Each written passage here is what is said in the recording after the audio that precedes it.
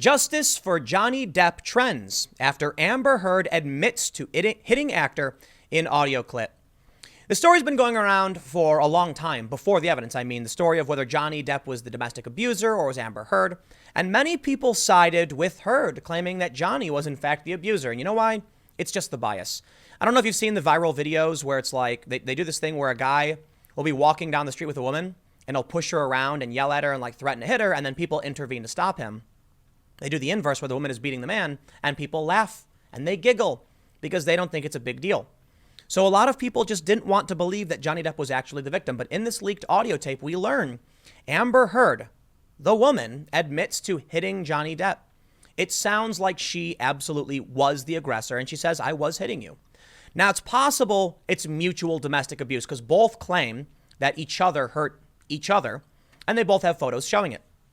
Based on this audio, I think the new narrative emerging is that if Johnny Depp did hit Amber Heard in any way, it was likely in self-defense because she really does sound like the aggressor, calling him a baby. She tries to gaslight him. Now, I didn't really care to talk about celebrity Me Too drama stuff or anything like this. I think it's an interesting angle in the presumption of innocence. Here's what's really interesting to me. There's a forum of social justice activists, and in it, they're talking about how they need to reassess what it means to believe women. It's funny because what they then describe is like basic English common law, the presumption of innocence. See, believe women is a fine saying. You know what it means? Like what it really means? Well, hold on. I guess what it really means to a lot of people is believe women no matter what. Don't need evidence, just believe what they say. To me, there's something better there. If someone says something happened and files a report, we investigate that report. We don't assume it's true, but we do take it seriously, right? It's kind of like, it reminds me of what they say about Trump when they say that, the left doesn't take him seriously, but they do take him literally, and Trump supporters take him not literally, but they do take him seriously. What that means to me is when it comes to someone making an accusation, be it Johnny or Amber, we'll take it seriously. We'll look into it. We'll make sure we get to the bottom of it and figure out who's the victim. In their rush to judgment, many feminists and people on the left accused Johnny of the worst.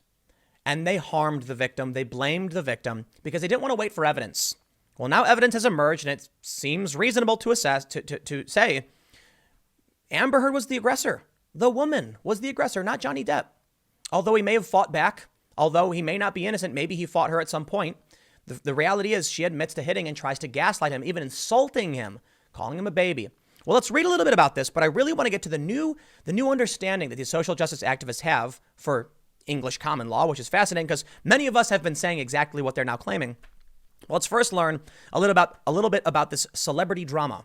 From Newsweek, they say, after a leaked audio recording appears to reveal Amber Heard admitting to starting physical fights with her ex-husband, Johnny Depp, the hashtag Justice for Johnny Depp trended on Twitter as fans expressed support for the actor. The couple have accused each other of domestic violence in legal documents after Depp filed a $50 million lawsuit saying Heard defamed him after the Aquaman star, Amber Heard, published an op-ed in the Washington Post. Although Heard, 33, didn't mention 56-year-old Depp by name, the actor claimed it was clear she was talking about him.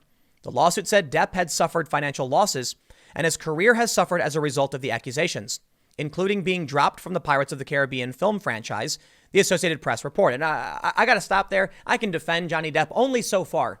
I'm sorry. I think the Pirates of the Caribbean film franchise is about done. I think we're all a little old. Okay, maybe now that's the most controversial thing I've actually said. Maybe you like pirates. Fine. You can have your Jack Sparrow. Don't let me stand in your way. I digress. Since then, Heard has provided evidence to support her allegations of abuse in court filings, including photos of her with bruises on her face and scars on her arms. Depp has denied the abuse and claimed it was Heard who was abusive toward him during their marriage. Now, an alleged audio recording obtained by the Daily Mail that was recorded during a conversation the pair had to talk through their marriage problems in 2015 appears to lend credence to Depp's version of events. In the clip, the couple are heard discussing numerous arguments, and Heard admits to hitting Depp and pelting him with pots and pans during one violent altercation. It's not true. It's not true. I'm not the one who throws pots and whatever the effing else at me, Depp replied after Heard claimed he took her for granted. Later, Heard denied punching Depp, but conceded she had hit him. She said, I'm sorry that I didn't hit you across the face in a proper slap, but I was hitting you. It was not punching you, babe. You're not punched, she said. I don't know what the motion of my actual hand was, but you're fine. I did not hurt you. I did not punch you. I was hitting you. Okay, that's gaslighting. You hit somebody, you hit somebody. Someone wants to call it a punch. Okay, you hit him. All right? Call it whatever you want. Just because you're weak doesn't mean you're not punching somebody. But fine. She admits she was hitting him. Now, look, I got to be honest. He said, she said, I'm one for innocence until proven guilty. If you got evidence, present the evidence. And I still will reserve judgment. It's one audio recording. It gives some points to Johnny Depp's version of events. And so I'm more inclined to believe Johnny Depp especially. But I do think it's fair to say, present everything you can in a court of law or civil court, criminal court, whatever it might be, and get a legit judgment. For the time being, as far as I can say, evidence supports Johnny Depp because she admits it. It's also fair to point out we just don't know what else went on. Maybe Johnny got physical with her the first time. I don't know. But I'm not going to accuse him of that. So this is the danger of the game they play with the believe women thing. If you don't know, you don't know. Just say nothing, I guess. If I got an audio recording where she says she admits it, then I lean towards Johnny Depp. Maybe there'll be more evidence in the future. You don't want to go all in on something just because you heard one audio clip. But again, I'm here to defend Johnny because it sounds like he's the victim. And that's the main point. Over at the Gamer Ghazi subreddit, which I frequent very often, and many of you may be familiar if you're not, this is a subreddit dedicated to people who presumably facetiously call them SJWs or social justice warriors, post articles. The articles are typically in favor of social justice issues and causes. And this was posted. I find it interesting. It's actually just a story that says, Amber Heard admits to hitting the actor in the clip. I was curious as to how social justice activists would respond. And they responded, in my opinion, to an degree, agreeably. That believe women doesn't mean you just assume they're always telling the truth. You take the claim seriously. Now, this individual, I'm not going to claim is a bad person or a hypocrite or anything like that because I don't know who they are. I just think it's fair to point out in the past, social justice activists tend to say just believe women no matter what. You don't need evidence, and the worst of the worst, I would imagine. But this to me is a good thing. So I want to give that shout out and say I'm really glad to see this comment. I agree with it to a certain degree. I had to read through it all. I want to act like I agree with everything they say.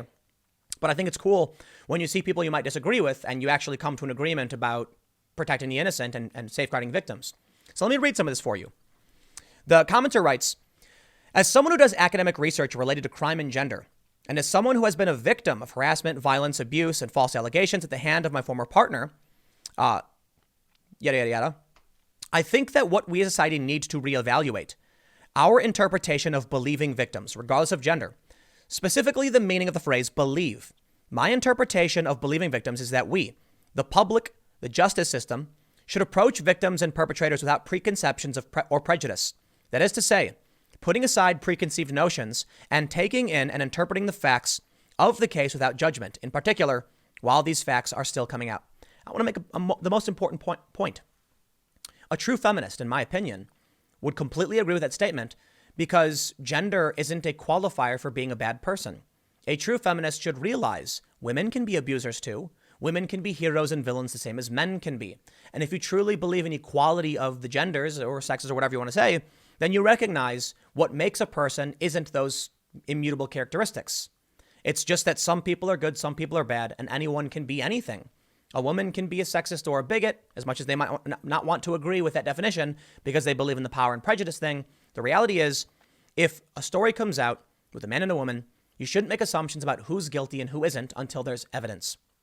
They say, when I see someone accused of wrongdoing, I suspend judgment and wait for the facts. I don't assume the accuser or the accused are telling the truth or lying, and I would hope that this should be the approach of law enforcement as well, meaning they should listen to an accuser or victim without assuming things about her or him. For instance, they would listen without asking asking a woman why she was wearing a short skirt or why she was out drinking at 3 a.m. I completely agree, because in a free society, you should be allowed to do that. Or they would listen without asking a man why he didn't stop her if he didn't want it, and so forth. That is fundamentally, however, not believing victims in the sense of taking all their words as fact at face value. Yet this seems frequently to be the way this idea is interpreted. If I suspend judgment and observe facts without judgment as they come in, as I would hope police would when questioning an accuser and her or his accused, I feel pressured to side with the victim by default. But I think that this does not capture the true spirit of believing victims that ought to be intended. Because think about this. Johnny Depp was the victim, and you didn't believe him. Who did you believe? Well, some of you believed the perpetrator, and therein lies the big challenge. When two people point the finger at each other, how do you know who's telling the truth? So when they both make those accusations, we treat them seriously. We believe their intent, and we investigate. Trust, but verify. They say, it seems to me that while the justice system has a tendency to fail to handle many people who engage in assault or violent domestic violence, the popular court of public opinion shoots first and asks questions later, and uses the above concept regarding belief wrongly. Even the fact that we can make this argument is indicative of the faulty ways that we deal with assault and domestic violence. We too often fall on one extreme or the other in terms of 100% believing the victims or 100% victim blaming, without considering the facts, of course. Of course, the facts themselves need to be heavily scrutinized, but I think the above approach is the most rational one to situations where there is inherent ambiguity, like in a number of assault or domestic violence cases. This is the top comment. It's only a few points, not a big subreddit, but I have tremendous respect for the most part what they're saying. If there's a woman who's a victim and you're going to make assumptions about what happened, I think that's a bad thing. If there is someone who's accused of being a perpetrator and you make assumptions, that's a bad thing. Sometimes women lie. Sometimes men abuse. Sometimes women abuse, and sometimes just everybody lies. So we got to make sure we dig up the facts. I'm glad to see that, people in subreddit are actually agreeing with that sentiment as they now come to realize Johnny Depp was in fact the victim. I'll leave it there.